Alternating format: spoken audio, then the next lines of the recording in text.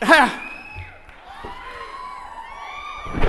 just want to say thank you, first of all, and I'm a very emotional kind of guy, and I said to myself, I'm not going to get emotional tonight, I promise, but I'm already in tears, okay? Watching some of that was, and the actors that I have been able to work with and the directors that I have been able to work with it's unbelievable how much acting is about truth. And that's what I think we all attempt all the time that we walk on a movie set, is nothing more than the truth. So now I actually had something written out to say, and I've kind of gone off it. But I want to thank Brett for all those kind words, except for using the word Marvin, which I will kick his ass afterwards.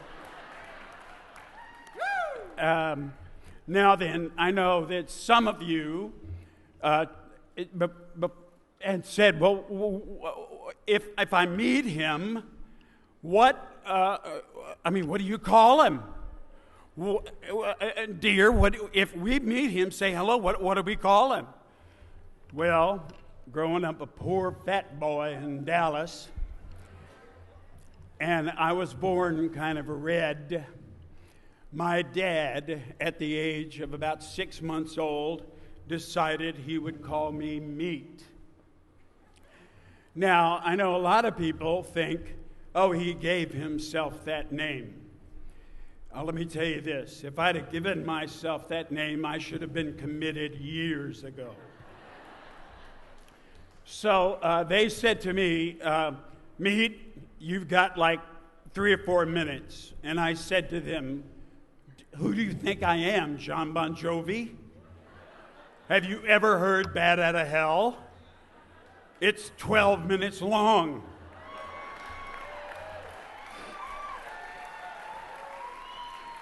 So I want to tell you a few things that got me started into this business. And the first one was when I was a sophomore in high school and I had to go to study hall the first semester. Well, my Indian name is Never Shuts Up. And so I couldn't stand study hall, so they had an elective. And the elective was drama. And I said, oh, that sounds like a good place to go. At least I don't have to be quiet. And I went in to drama, and sat in the back of the room and thought it was going to be funny. But it really became part of me at that moment. And I went on and did plays in high school and did the lead in the musical my senior year. And eventually, I this is a true story. I go to get a job at the Aquarius Theater parking cars because I needed money. And I'm standing out at 10 o'clock in the morning, and there's it seemed like 40,000. There wasn't, but people lined up to audition for hair. And a guy pulls up, and he gets out of the car, and my friend Barney says, this is Meatloaf. And he said, Meatloaf? And Barney goes, yeah. And he says, what do you do? I said, I'm an actor and a singer. And he said, well, why aren't you auditioning? And I said, I wouldn't stand in that kind of line for food. And so he said, well, you don't have to stand in line. He said, come on in. So I went in. He said, sit in this seat right here. He walked down to some hippie-looking guy on a pillow, walked back to me and said, you go up next. So I walked up on the stage, and the piano player said, what did you bring to sing? I said, I didn't bring anything to sing. Now, I don't know anything about music, and when I'm around musicians, I need an interpreter. But I did know this, and it made me sound really good. I need a 16-bar blues with no turnaround. I don't know. And so I sing a song, The World is All Right. It's the people that make it bad. And I got through the first verse, and this guy sitting on the pillow said to me, what are you doing tonight? And I said, well, I'm hoping that I get the job in the parking lot parking cars. And he said, well, how would you like to do the musical Hair? And I said, great. So I got signed to do the musical in LA, but the guy that I signed up to replace never quit. So they came to me and they said, how would you like to go to New York and be on Broadway? And I went, okay. Hey, I don't know, I'm a kid. So the great thing is, when I was doing it on Broadway, is that I got an extra $12.50 a week not to do the nude scene, to make sure that there would be people there for the second act.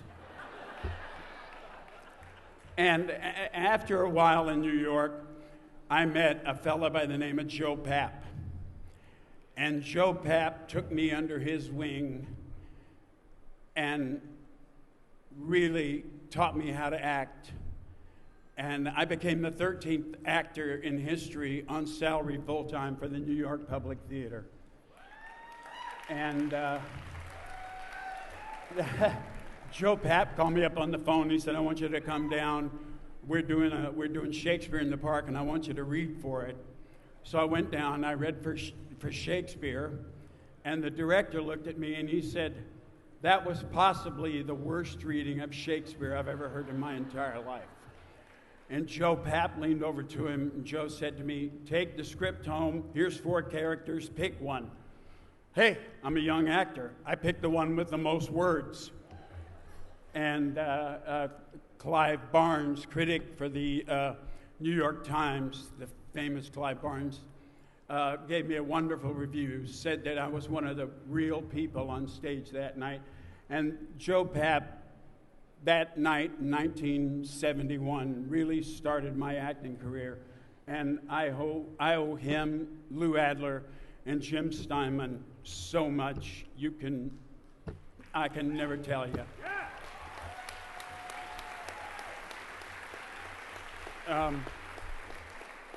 I should say this, that acting is a constant rejection, and the one that I have not gotten over to this day is the fact that James Cameron cast Leonardo DiCaprio in Titanic over me. I do not understand that, and it pisses me off.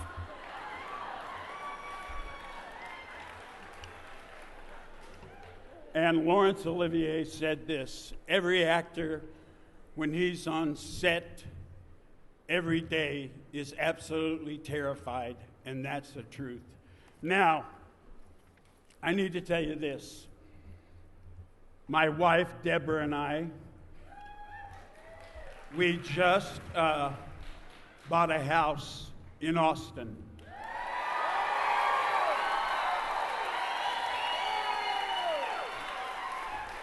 And we're moving to Austin, and I can give you 3 reasons. The first reason is the phrase, let's keep Austin weird. Well, I'm here. The second reason is Austin is called the Bat City, and who better to live in the Bat City than Meatloaf? And the third is I was doing a film, which they showed up there, where I was really the mean Sheriff John Doggett, and directed by Antonio Banderas, who was a marvelous director. And at the premiere, he introduced me to another director by the name of Robert Rodriguez. And Robert said to me, you were very good in this movie. And I said, thank you, Robert. He said, I need to put you in one of my movies. And I said, oh, great. Well, that was 11 years ago. So I moved to Austin to stop Robert Rodriguez.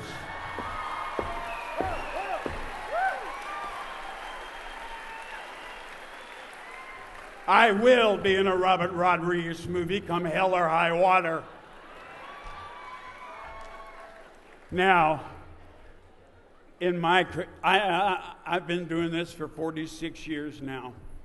And in my career, I've stood on top of the mountain and I've stood in the darkest valleys.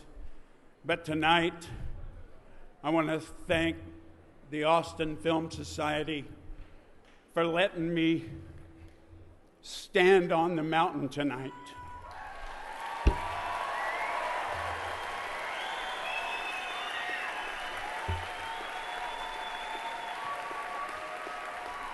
And